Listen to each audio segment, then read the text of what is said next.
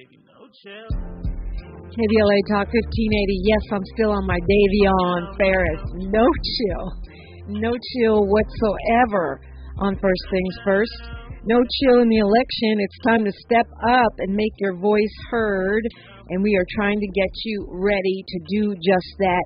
Joining us right now, we have a candidate for the LA Superior Court. She's a career prosecutor, currently deputy DA for the Los Angeles, assigned to the Pasadena branch in the Victim Impact Program, which is known as VIP. That assignment remains one of the most challenging in the DA's office because deputies have to have knowledge of sex crimes, family violence, child abuse, elder abuse, stalking, hate crimes, and human trafficking. She's worked for 15 years with these vulnerable populations, handling felony cases, including murder, rape, and domestic violence. Fernanda Maria Barreto, welcome. Good morning. Thank you so much for having me. Yeah, thank you for checking in with us on what has got to be a busy home stretch of this ongoing election. So the standard question, why do you want to sit on the Superior Court bench? It comes down to I want to help people. So that's why I joined the office.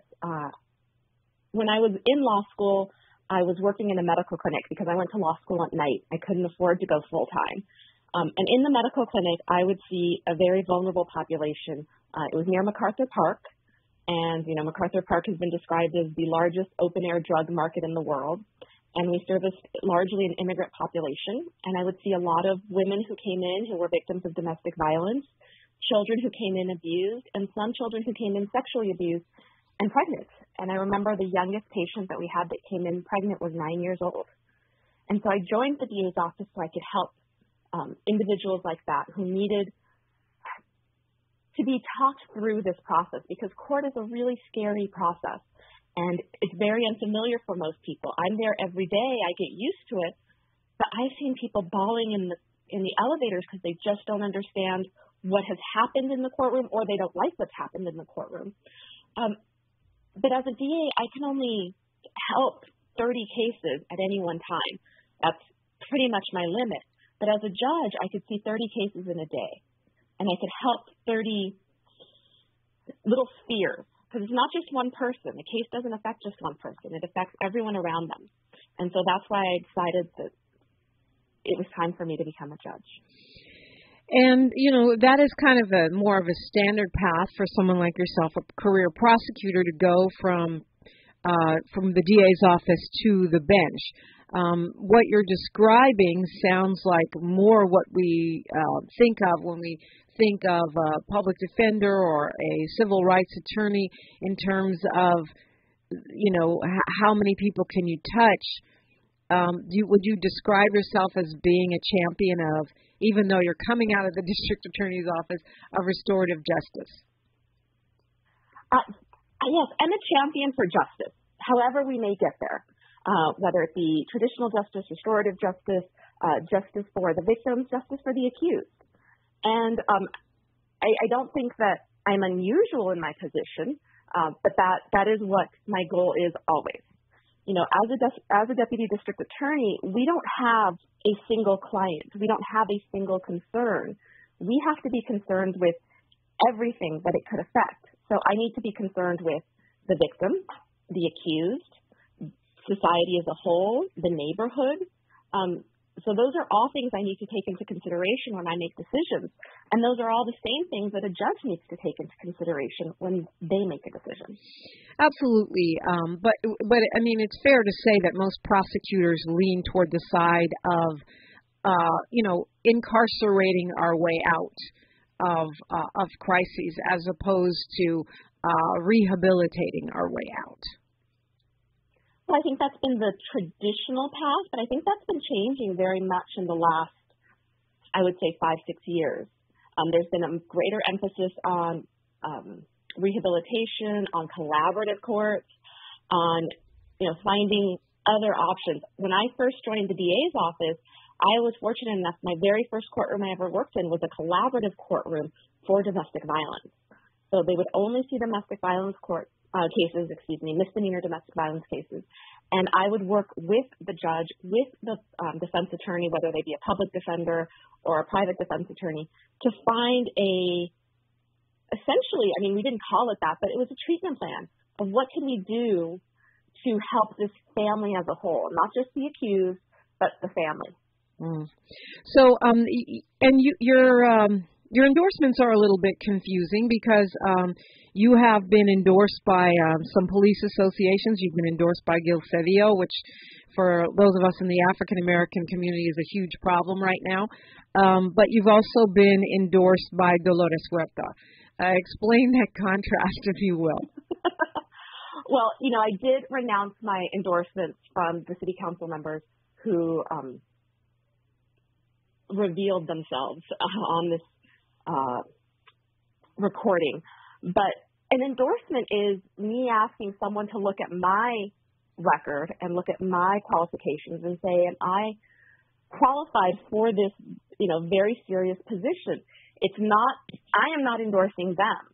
And so in this path, I've never been political. I did not know what was involved in doing this. I had very little guidance in doing this. And so I go to many, many events to try to meet people, to try to meet voters, to try to meet elected officials, to try to talk to them, also to hear some of their concerns, which are some of the same concerns you've raised today. And after having maybe one or two conversations with them and them looking at my record and talking to other people, they would endorse me. I would also note that I have about 45 judicial endorsements, and these are judges who are former DAs, former public defenders, former private attorneys, so from all different backgrounds, who the judicial endorsements I've either appeared in front of, worked directly with, or they know my work through like maybe one degree of separation. So those are a little bit different than the elected officials who I don't really know and we've only had a conversation. The judicial endorsements, they're the ones who are like, yes, we know exactly what your reputation is in this legal world. We know what you've done. We know how well you can or cannot do it.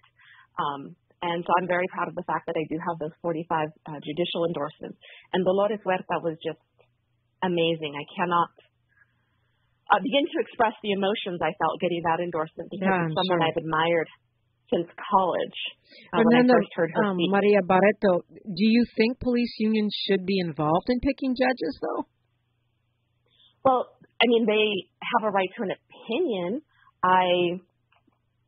The police endorsements, I didn't even request some of the ones that are on my webpage. They just found out that I was doing it. They have worked with me in the past, and they said, we think you would make a good judge. Okay. Well, give us, we just have a little bit of time here, but give us your priorities. What's your vision for, Fernanda Maria Barreto, Superior Court Judge, Office 67? So I think central in every judicial vision should, of course, be justice. And I've said that before. It's, how do you define justice? So you need to be able to look at every case on an individual basis, find out what the individual needs are in that case for every party. And to be able to do that, you need to listen. And so I always see that as the central tenet of my judicial role is to listen. Listen to what is needed. Listen to the accused. Listen to the victim. What is going on here? Does, by the way, what they're saying make sense? Does it not make sense? And then, of course, apply the law as it's written because, as judges, we don't get to make the law. We do get to interpret it, and we have a lot of discretion. And I think I should be using that discretion for the good. And so that's the central tenet of my campaign. Your central tenet is justice. What's a project you'd like to do or an impact you think you can have? I would like to go back to more collaborative courts. That courtroom I talked about, the first one that I was in, the domestic violence courtroom, since that program has been dismantled. I would really very much like to see something like that again. I also think that the ODR courtroom, which is the Office of Rehabilitation and Diversion and Reentry, should be given more funding. I've spoken to the judge who runs that court. She's endorsed me, and she's talked about how wonderful the outcome has been because we give housing to people who need it, who have been accused of crimes, and that's one of the, if they have that safety net, if they don't have to worry about housing, then it frees up their ability to do other things. And she's had a lot of success with it. The only thing is there's never enough funding for it. So I would love to see more funding for that. Fernanda Maria Barreto, tell us how to find you, your website, all that good stuff. Thank you so much. So all my social media handles are my last name. So B as in boy, A-R-R, E as in Edward, T as in Tom, O, and then the number 4, Judge. So you can find me on Facebook, Instagram, Twitter, and then if you want to go to my webpage, you just add the word Fernanda before that, Fernanda. Fernanda Barreto for Judge, number 4, and then judge.com. Thank you so much for joining us this morning. Also, if folks want to hear you, you will be on the KBLA 1580 website and the app as a podcast. Thank you so much. I appreciate the opportunity to come in and speak. I appreciate you joining us. Fernanda Maria Barreto, she is running for Superior Court, LA County, Judge, Office number 67. This is KBLA Talk 1580. We are your election information station. Isaiah Washington up next right here. She's reclaiming her time on KBLA Talk 1580. More First Things First with Dominique DiPrima when we come forward. Hey, California, abortion rights are literally on your ballot this year. Voting yes on Prop 1 protects your personal health care decisions by putting the fundamental right to abortion and the fundamental right to choose or refuse contraception into the state constitution. So no judge, no politician, and no ban can restrict your decision-making about basic health care services. If you agree that everyone deserves the respect and dignity to make the decisions that are right for them and their families, vote yes on Prop 1 and mail together with the Black Women for Wellness Action Project and the California Legislative Black Caucus will demand reproductive freedom and protect abortion rights for generations to come. Vote yes on Prop 1. Ad paid for by Yes on Proposition 1, supported by healthcare organizations, Planned Parenthood affiliates of California, and Senator Tony Atkins' Ballot Measure Committee. Committee major funding from Federated Indians of Greater Rancheria. Ride the K, Metro's newest rail line. 7 shiny new K-Line stations connect you to the E-Line, West Adams, the Crenshaw District, Baldwin Hills, Leimert Park, Inglewood, Westchester, and more. Learn more about the new K-Line and all the places you can go at metro.net/K-Line. KBLA Top 1580 is the official station of the K-Line. It's pro time because at Lowe's, it's Provember. Save big with inventory you can count on, like Flex products or DeWalt power tools starting at just $99. Plus, Lowe's MVPs November long. Bonus points calculated before taxes and fees after applicable discounts, if any. MVP's Pro Rewards Program. Terms and restrictions apply. See Lowe's.com/L/Pro Loyalty Terms. Subject to change. Prices valid from 10/17/22 to 2/3/23 or until supplies last. Power to the people. If Black Lives Matter, make black votes count. Vote by November 8th. Long lines, voter roll purges, voter identification laws, voter intimidation, felony disenfranchisement, polling place closures, early voting limitations, partisan redistricting, partisan Supreme Court rulings, invalidation of the Voting Rights Act. Vote on or by November 8th. If Black Lives Matter, make black votes count. Tamir Rice, Ahmaud Arbery, Breonna Taylor, George Floyd, Heather Heyer, Emmett Till, Medgar Evers, Jimmy Lee Jackson, Fred Hampton, Schwerner, Goodman, and Cheney, Viola Louisu, Fannie Lou Hamer, John Lewis.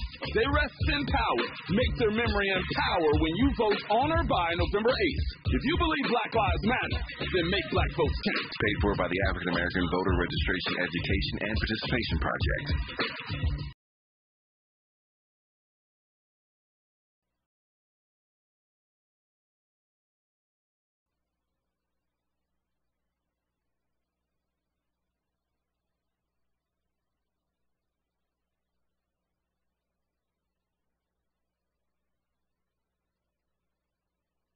Okay, so what is Proposition 30? Well, it's Lyft who's behind it. The big ride-sharing corporation? Mm-hmm. Lyft helped write and pay for Prop 30, $45 million and counting. It's a corporate money grab disguised as a climate initiative. Oh. Yep. See, by 2030, the law requires Lyft to use only electric vehicles for 90% of their rides. Huh. I heard Lyft's tried but failed to get taxpayers to pay for it. So now they pay for Prop 30. Say it's about climate change. And if it passes, we end up paying for Lyft's cars? That's exactly why Governor Newsom, the California NAACP, and the California Teachers Association all say, vote no on Prop 30. We can't afford another corporate money grab. Let's grab our ballots and vote no on 30. Ad paid for by No on 30. Educators opposed to corporate handouts sponsored by teachers and school employee organizations. Committee major funding from California Teachers Association and California Federation of Teachers. Now, with Dominique DiPrima on First Things First. Don't forget to get ready for Agenda for California, an African-American perspective. It's today. It's moderated by the host of A More Perfect Union, Dr. Nicolai Corte. It is today, 7 to 9, only on KBLA Talk 1580. It has an all-star panel, including the Secretary of State, Shirley Weber, the Superintendent, Tony Thurman, Supervisor Holly Mitchell, Assemblyman Isaac Bryan, and more. That is today, 7 to 9. And you can get those conversations on our website by video or podcast at KBLA1580.com. So excited to welcome into the space this morning a critically acclaimed NAACP Image and SAG Award-winning actor, producer, activist, and author. He's from Houston, but he has been a star of stage, film, and television for almost 3 decades. You got to know him in Spike Lee's movies, As Did I. One of the first actual celebrity interviews I did when I moved to Los Angeles in the 90s was this man when he was in the movie Clockers. He's got a long list of credits from small screen to big. A lot of people know him for his groundbreaking role as Dr. Preston Burke on the long-running medical drama Grey's Anatomy, 5 seasons as Chancellor Thelonious Jaha on the CW hit The 100, and of course, Mayor Tydell Ruffin on P-Valley. Isaiah Washington, good morning. Good morning. Well, congratulations are in order. As I mentioned, I first interviewed you in the 90s when you were in Clockers, but now you are making your directorial debut, which is a huge deal for anyone. So congratulations on that. Well, thank you, Dominique. I appreciate that. So, I mean, tell me how this came to be. The film is Corsicana. It's opening in LA at the Cinemark on Friday, and you've done something that most independent filmmakers, forget black filmmakers, most independent filmmakers, period, don't get to do, which is open a truly independent film in a major movie theater chain. How did you do it? How do we get to this really groundbreaking moment? Well, I don't know how much time I have, but I'll try to you got time. Answer this as quickly as possible. Well, I think when people say it's my directorial debut, I'm honored and humbled by that. But this has been almost a 2.5-year journey with this gift, as I see it, and I feel that it's more of a labor of love. It's more of an opportunity that's been given to me by my ancestors, by God, that I was chosen to be put in this wonderful place as a director. I never wanted to be a director. I always wanted to be a producer toward the end of my career, but I never, ever saw myself as a director, even though I had people like Spike Lee and Warren Beatty and Clint Eastwood say, you need to be a director. Wow.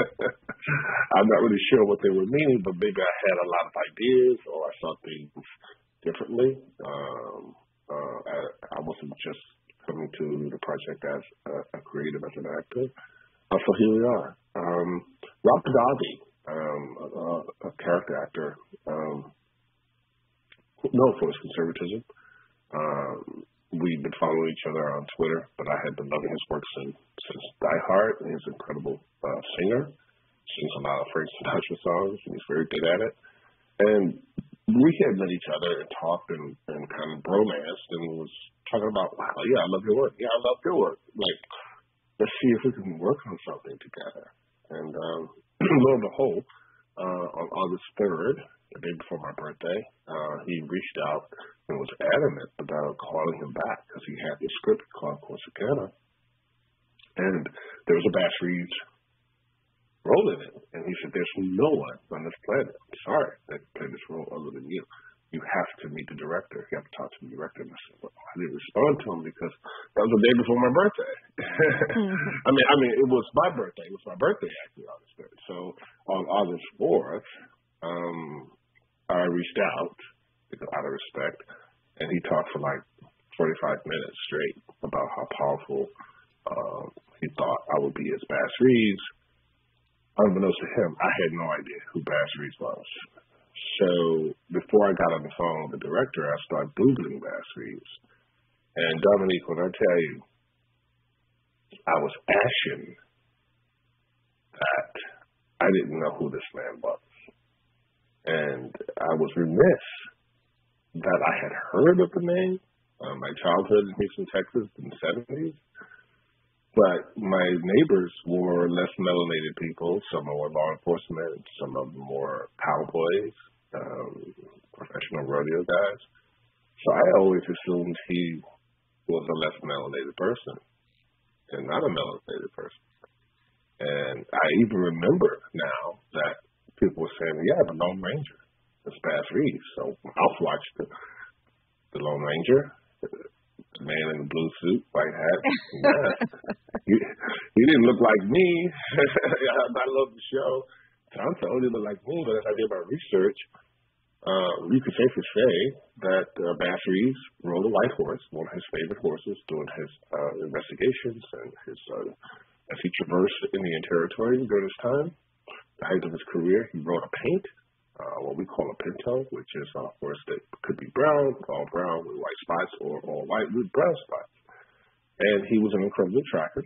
He spoke 5 languages fluently that the government called the 5 civilized tribes, right? The Creek, Seminole, Choctaw. Creek is also the Muscogee people, Chickasaw.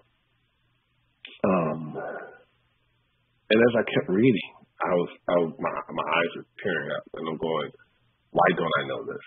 Why don't I know this? And also, in the timeline of his career, when I got the book by R.T. Burton, Silver Star, Black Guns, or Black Guns, Silver Star, I started reading that immediately. I got it from Amazon. And this is all before I got to the director the next day. Then I talked to the original director, and I was prepared. And he was telling me all this thing, there's not a lot of money, it's not this and that. And I did something that I never do. I got on the plane for the 50% of the offer, got the Corsicana. Still hadn't read the script, Dominique. Wow, that's amazing. Yeah. Never read the script. But Bass Reeves was calling you. Yeah, and I said, well, I'll do this, but we have to have a conversation because you showed me a scene, and the scene has him somewhat subjugated. And based on my research, he was never wounded, got in many fights, 14 men killed in self-defense, some said many more. He was a sharpshooter since the age of 8, an incredible tracker. He never picked cotton, and he lived in a big house with his mother, with his master, and he was allowed to be an armed security guard for his master's son, Colonel George Reeves, which wasn't in the script or anything that I had read.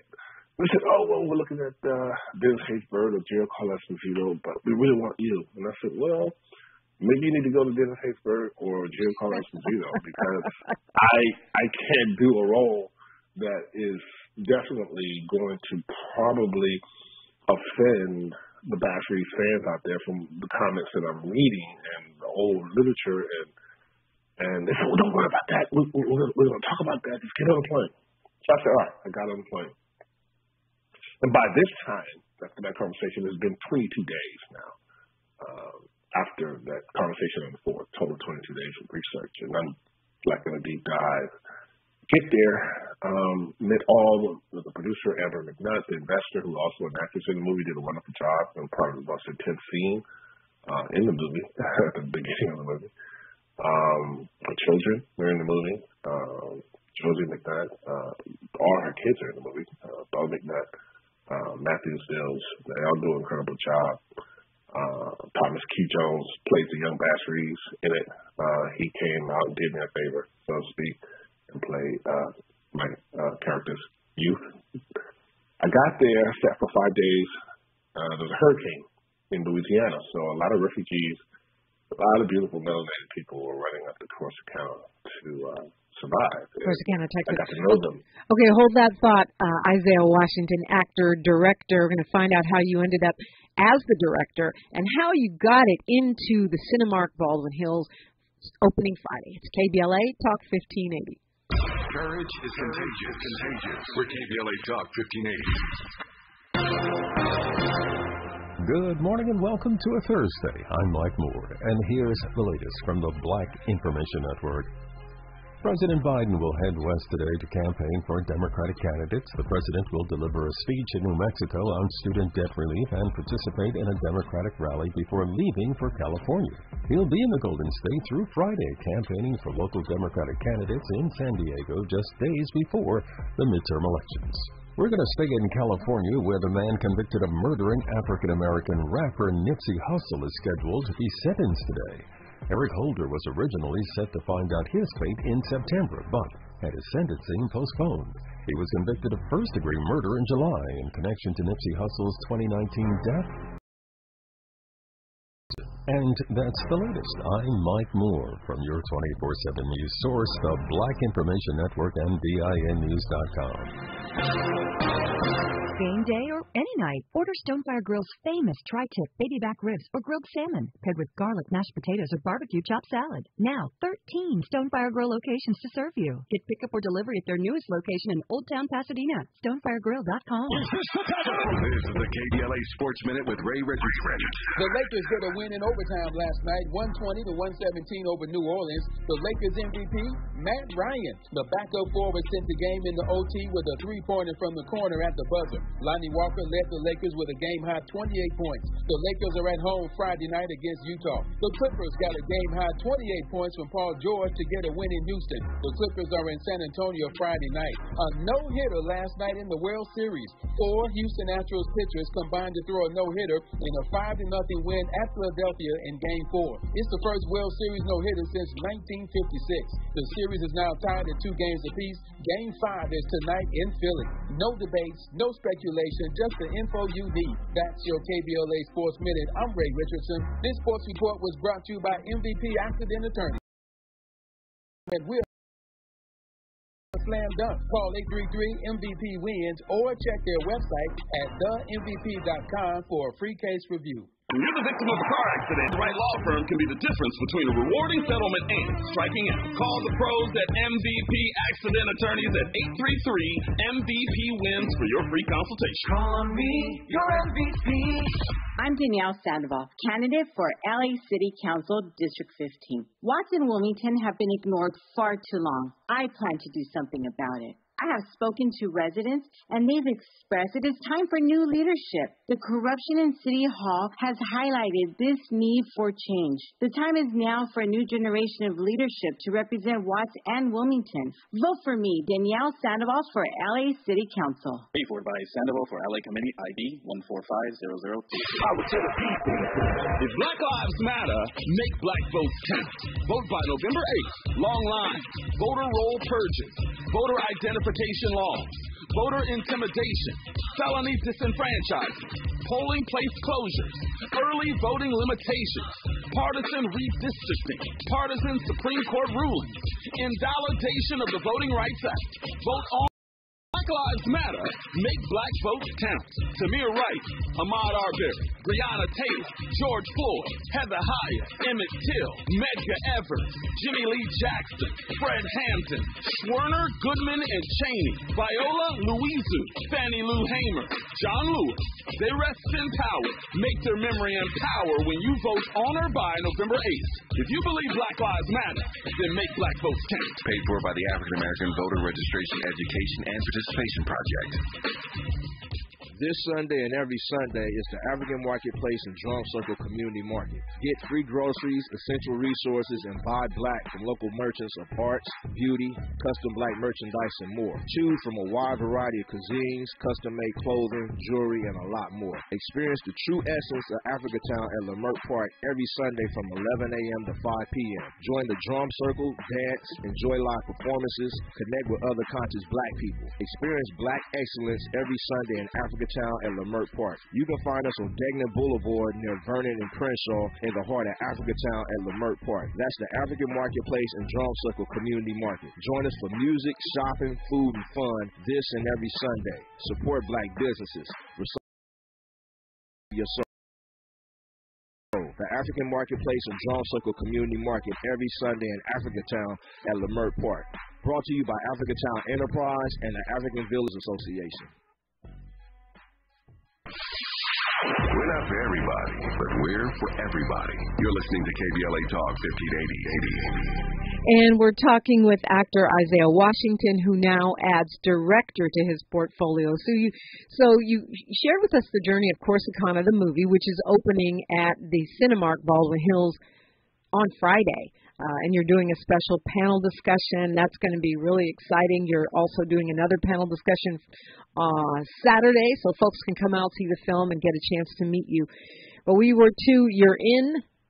gone out to meet with folks, and you're struggling about the script. Fast forward to how does that director leave, and you end up being the director and shepherding this project like Oscar Michaud all the way to a major movie theater? Well, it's a pretty unique situation happened. I'm notorious for taking my walks with my cigars at the time. I was happy to be out of LA to get away from the COVID shutdown. So I wasn't interested in coming back to Los Angeles.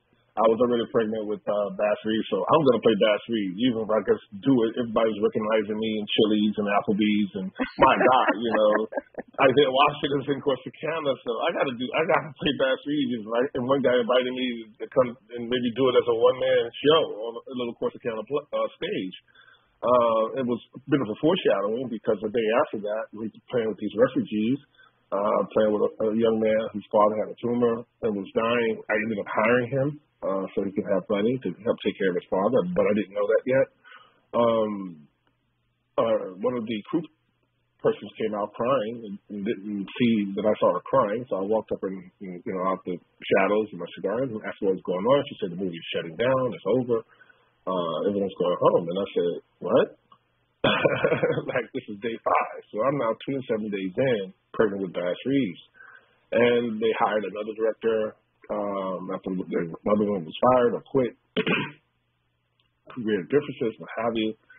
Then he didn't work out, so he wanted to fire me, wanted to fire the producers. I got wind of that, and I told the executive producers that he wants to fire all of us and take over. And I still hadn't read the script. And they were happy about that. I said, well, I'm not going to be fired, dude. So that ain't going to happen. And he was put on the plane. The next day, 2 days later, and now, everyone's sitting around. I still hadn't read the script. And I said, I walked in, saved the day, had my boots on. I said, look, I'm going to direct this thing. And I said I need to direct this thing. I still hadn't read the script. Oh, my goodness. And I said, direct what? And finally, 2 o'clock in the morning, I get the script. Now, I had already committed to being a director. And I read the first 13 pages, and I said, this is a 30-take. And have any coverage been done on this? They all looked at me with these big, beautiful eyes, new producers. And they said, what is that? And I said, okay, this is a $8 million budgeted movie, and you need a minimum of 32 days. And I could tell that you don't have enough locations to cover this movie. And at that point, they all looked at each other and said, what does that mean? I said, well, it means that, one, this scene we call as a trope, or the character is subjugated. It's like having Muhammad Ali in a John Wick movie. It makes no sense. You're going to hurt yourself. They still didn't get it. 4 o'clock in the morning, we was going to shoot the next morning. I got 2 hours. I have no guns. I have no script. But I'm ripping everything out. For the next 19 days, I probably got 48 hours of sleep in 21 days. Wow. For 3 more days. I rewrote this movie based on the history of Bass Reeves every single day between lunch, on horseback, in the shower. I rewrote this movie, 50% of it. The majority of all the Bass Reeves information. He became the lead. I hired a professional knife thrower, told him he was going to be a stuntman. I wanted to have real knife throwing. He came. I lied to him. I gave him a script. That's Casey Johnson. I reached out to various, we know we're not going to say their names, but we all know who these African American actresses are. They weren't available. They all said no. Called Stacey Dash. She said yes. She got on the plane. We paid her in cash. She went home. And she's actually quite good in the movie. I mean, she's very quite good in the movie, Stacey Dash. I did get to see a screening of it, and it doesn't look like you did it that quick or wrote it in the shower or anything like that. I mean, it's a big epic Western film. Well, I had a great DP, Josh Reeve. I fell back on, we had limited resources, limited time, so I wanted to shoot everything like a Kiriko Osawa, live, a diopter like Sergio Leone, very still moments like Terrence Malick, Badlands, a Warner, Porto Rifici, Francois Truffaut. So I realized that how much I've loved movies over 30 years that I was prepared to direct but just didn't know it. So I I got everything but my ants and my hawk in this movie. I'm really disappointed that I didn't get a shot of a hawk circling in the sky and some red ants because that's very significant too. But I got my grasshopper, and everybody was like, "What are you with? I got a spider and I'm a wrangler now." I'm like, "Yeah, I did a spider and a grasshopper." Actually, they were going to give an Academy Award for a performance of a grasshopper. This grasshopper would have gotten it. Best insect. Exactly what I needed to do. It is fantastic on the big screen. But ultimately, Hiawatha Henry reached out to me on Facebook in Houston and said, "I've been trying to get you here back to Houston. I work in the mayor's office. Everything I do," she worked with Megan Thee Stallion. And she said, "What if I can get Megan Thee Stallion to work the red carpet if I got you in Houston?" Long story less interesting, she cuts through all the bureaucracy just to start serving a grill, and John Walsh is the senior operator, and we end up negotiating a deal and doing the world premiere in my home state and home city, Missouri City in Katy, Texas, on August 26th. And from those 11 theaters in the Naperville, outside of Chicago, I began to spread in a good way, kind of like the game Go. And it's one thing just left to another, and those 11 theaters and the work of Emma McNutt, and her work, other people started taking on the movie, Shulman theaters in Corsicana, smaller theaters, local theaters, Fort Lauderdale, around the country. But then AMC Theater says yes. And then through the work of Lisa Bennett, her publicist. Yeah. She gets the attention of Cinemark through PASS. PASS says, we can't negotiate a deal. So I said, well, Lisa, I know you're my publicist, but you're a producer now. She says, what? I said, you're a producer now. And she says, what do you mean? I said, have they asked who you are?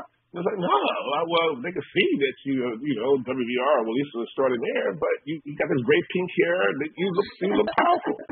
So her pink hair and her dark shades, and she doesn't look like a melanated person in that cartoon. So in that brand, Lisa Bennett is why we're at the Baldwin.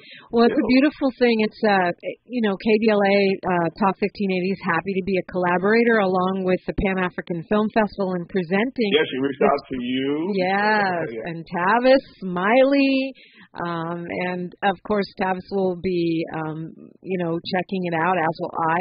Happy to be participating because when we talk about recycling black dollars, when we talk about telling our own stories, when we talk about being able to be outside of these systems that don't always welcome us in. The reason I keep mentioning Oscar Michaud is because he packed up his films and drove them around the country and really did independent distribution. And it's not quite so simple these days, but you're doing a version of that, right? Pretty much what we are doing, or what I have been able to marshal with the grace of God and the ancestors, is that have movie will travel. Have one for publicists in Chicago. And what I've noticed is that the movie has gone to well over 50 theaters, but they've gone to neighborhoods where people probably already have a big screen television. So the biggest criticism I got from Corsicana so far then we can bring Art Sims on and talk about how he saw the film early with Lisa Bennett in my home. Is that, yes, I'm doing what Oscar Micheaux had to do in 1920. I'm doing what Melvin Van Peebles had to do because there's just so many lackluster movies and people weren't interested in going to the theaters like it was a porn. So, yes, I've happened to give some hope and change in this particular medium where people, the only criticism is that I've got, of course, again, is where can I see it? And when can I see it? Well, you can see it at the Cinemark Baldwin Hills if you're in L.A. And we are going to bring in Art Sims. He's the CEO of 1124 Design Incorporated. It's a marketing, branding company and entertainment advertising.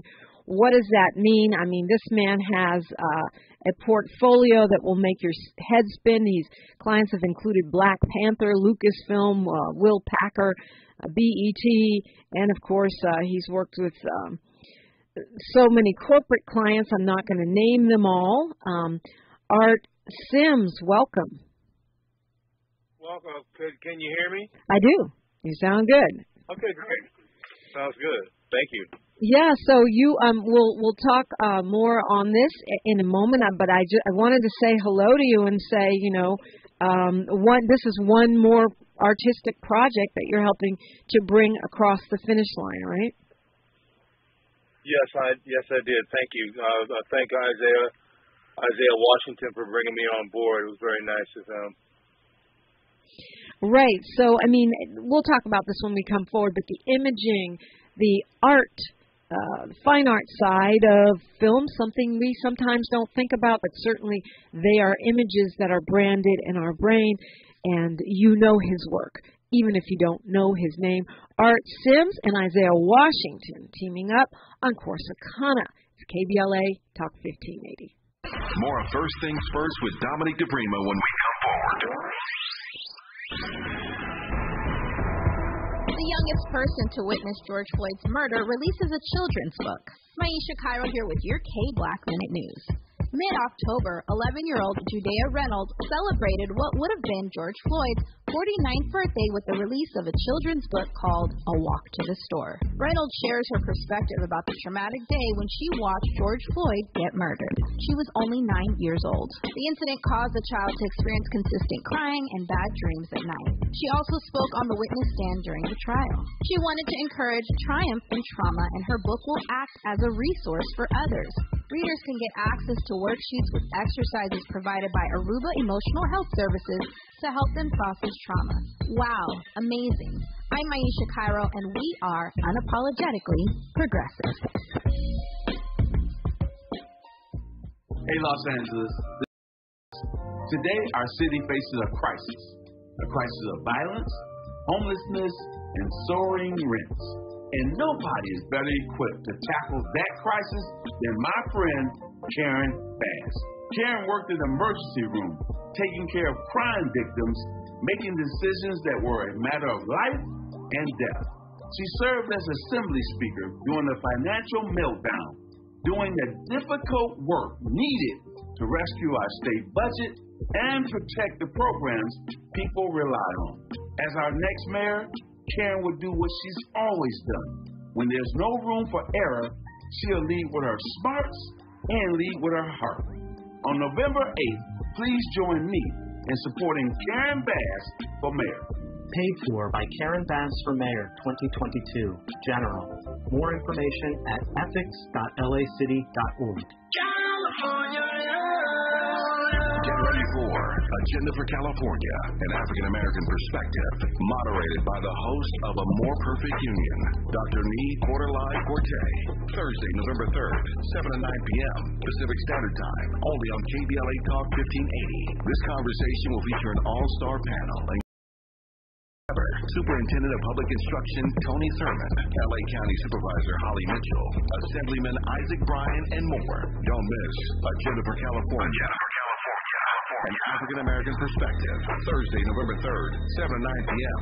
on KBLA Talk 1580. All episodes of this special series are available in podcast and video format on KBLA1580.com and on the KBLA app. And be sure to vote by or on Tuesday, November 8th. Your ancestors' favorite radio station, and your favorite morning show. co-host. Let's get back to Dominique DiPrima right now. We're talking with actor, now director Isaiah Washington. You know him from Get on the Bus. You know him from Crooklyn. You know him from Grey's Anatomy. You know him from P-Valley. I just want to say, if you haven't seen some of the movies he's produced, like Blue Caprice and Blackbird, I would suggest checking those out. I love those movies that you worked in as an actor and also a producer. We're being joined now by one of the folks that worked with him on the film Corsicana, which is at opening at the Cinemark in Baldwin Hills on Friday. Art Sims, he's a graphic designer and an art director. You say, oh, why do I know him, Dominique? Well, you know him not just for being the co-founder of 1124 Design and Advertising, but he has done designs for classic African-American films like Do the Right Thing, remember that poster, The Color Purple, and more. And you tell me about, Mr. Sims, your work on Corsicana, the movie, and how it came to be. Basically, Isaiah called me and he asked me, hey, Art, I got a wonderful movie. You should check it out.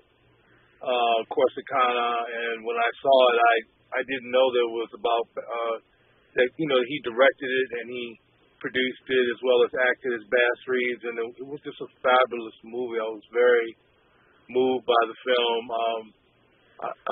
The way it was shot in the Western style that he mentioned in the interview was just a beautiful film and a beautiful story. So. At that point, he asked me, like, would I be interested in doing the key art and starting developing that look. And so I took a lot of look. I met with Isaiah, and we, went over I looked at different images he gave me on the film of himself, and I felt that after I saw the film for me, the key art is like the movie poster. Is the first thing and it's the last thing that everybody sees when a film is done. So I wanted to make sure that that I showed Isaiah in the most prolific image possible, and so we selected an image of him in a profile position with the gun in his hand, and that was important because Bass was known as one of the foremost legendary how do I say it, gunmen, and more so, but work with the federal government. So I wanted to we showed the gun, but we didn't want the gun pointing at camera. And so we picked a beautiful photograph of him sideways holding the gun. And then at the very bottom, there was Bass and his team in the film. There was a silhouette of them that was really beautiful. So I married that image into a smaller image at the bottom, and then at the top, the type treatment I wanted to have something that had kind of a gold jewelry kind of feel to it, and so then I designed the type treatment so that it would have a gold kind of a gold three-dimensional look to it. And so it would stand. I didn't want it to be like a flat sans serif, or sans serif is just a really plain font. I wanted and I wanted it to have kind of a Western style feel to it. So, it's a simplistic looking piece of artwork, but it's a very moving image. And when he's not looking at camera and he's looking down at the gun, and it's kind of almost has kind of a sunset feel to the way that I've married the image into the key art. So I did a few different ideas, and Isaiah seemed like he liked this image, and that's how we pretty much Isaiah selected it. He art directed it and told me what to do, and we ended up with that image. Corsicana is the movie. It's Friday at the Cinemark, Baldwin Hills, Crenshaw, and XD. It's at 7:30 p.m. on Friday. On Saturday, it will be 7:20, and they're going to have exclusive Q&As afterwards with both Isaiah Washington and the iconic creative director that you're hearing now, Art Sims. So we'll get some final thoughts from both of them about this film, about what they want us to know. Hey, if you want, if you want all the rest of it, the backstory and the, and the tabloids, well, go to our podcast and listen to Tavis Smiley's interview with Isaiah Washington. I'm so excited about Corsicana, the movie. Saw the screening. Now you can see it right here in Los Angeles. It's KBLA Talk 1580. A safe place to go loud. A great place for progressive politics. KBLA Talk 1580. Vote Heidi Feldstein Soto for LA City Attorney. Heidi is running to stop corruption at City Hall, to protect neighborhoods from crime and illegal guns. And as the first woman ever elected LA City Attorney, Heidi will stand up for reproductive rights. That's why Heidi is the only candidate endorsed by the LA Democratic Party, Planned Parenthood, the LA Sentinel, and the LA Times. Vote Heidi Feldstein Soto for LA City Attorney. Paid for by Heidi Feldstein Soto for City Attorney 2022 General. Info available at ethics.lacity.org. Inglewood healthcare workers, patients, and community leaders are urging you to vote no on Measure HC. HC raises pay for only certain healthcare workers, but workers at 73% of Inglewood's healthcare facilities get nothing. In fact, Measure HC excludes workers at community clinics, urgent care centers, Planned Parenthood, and other providers that serve low-income and uninsured patients. HC will create staffing shortages and jeopardize access to quality health care for the most disadvantaged. And Measure HC will increase healthcare costs by millions of dollars every year at a time when Inglewood working families can't afford higher prices. Measure HC. Unequal, unfair, costly. Please vote no on HC. Ad paid for by No on Measure HC. Inglewood Healthcare Workers and Providers Against the Unequal Pay Initiative, sponsored by the California Association of Hospitals and Health Systems. Committee major funding from California Association of Hospitals and Health Systems. Nacho fries are back at Taco Bell. You know, the fries covered in bold Mexican spices you dip in a warm nacho cheese sauce. You can also dunk them in nacho cheese sauce or pour the sauce onto a pile of them and create like a nacho fries nachos. The thing is that you eat them with nacho cheese sauce. That's what makes them nacho fries. Otherwise, you're just eating fries and sipping on nacho cheese sauce, and that's the wrong way. Sorry, just really passionate about nacho fries. Nacho fries are back, only at Taco Bell. At participating U.S. Taco Bell last. Contact local store for hours and participation with space. We're not ratings driven. We're engagement driven. You're listening to KBLA Talk 1580. Check it out. And what better opportunity for engagement with Pan-African Film Festival, KBLA 1580, to go see Corsicana, the film directed by actor Isaiah Washington, his first one. It's at the Cinemark, Baldwin Hills, 7:30 tomorrow and 7:20 on Saturday, with panel discussions featuring Art Sims and actor-director Isaiah Washington after both showings. Isaiah Washington, clearly you have a creative synergy with Mr. Sims, and this movie is really something magical, something special. Share with us, about that connection, and also why we should get our butts into the seats on Friday and Saturday night and really support the film. Well, it's been, Art Sims created the poster for Crooklyn. Art Sims has been part of my journey as an actor for 30 years. Well, not 30 years, but for 26 years. Crooklyn, Clockers, Girl 6, Get on the Bus. It's all Art Sims, and we've always talked about collaborating with one another.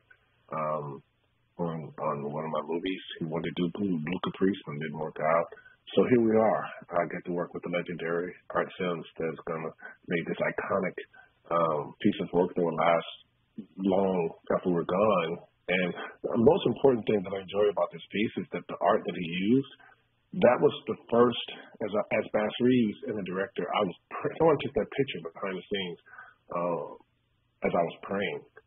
I was praying that I would move my ego, ego is just eating God out. Move me out of the way and let the spirit of Bass Reeves come through. So I wanted to pay homage to him, his legacy, a man who made 3,000 arrests, a man who's been whitewashed, the legacy been stolen and created. I think every Western has ever made was inspired by him, even Sherlock Holmes, because of his investigative skills. Still use his tactics and his skills today. And now that I get to sit with Art Sims, who did the movie poster with Black Panther, then Wakanda Forever, in the Baldwin Hills coming soon, next to Corsicana. It's just like a gift from God, man. And of course, we can get more information by following you, the real Isaiah Washington, on Instagram, and iWashington on Twitter. And Art Sims, we can find more about you and 1124 Design Incorporated where? You can go to 1124design.com. And of course, we can see you Friday, Saturday night at the Cinemark right down the street, Baldwin Hills, Crenshaw Plaza. Congratulations to you both, and thank you for joining us. Thank you, Dominique. Thank you so much. Appreciate it. Art Sims, Isaiah Washington. It's a blockbuster day. We'll be talking with philanthropist Austin Butner when we come forward on KBLA Talk 1580. KBLA 1580 Santa Monica. Good morning and welcome to a Thursday. I'm Mike Moore, and here's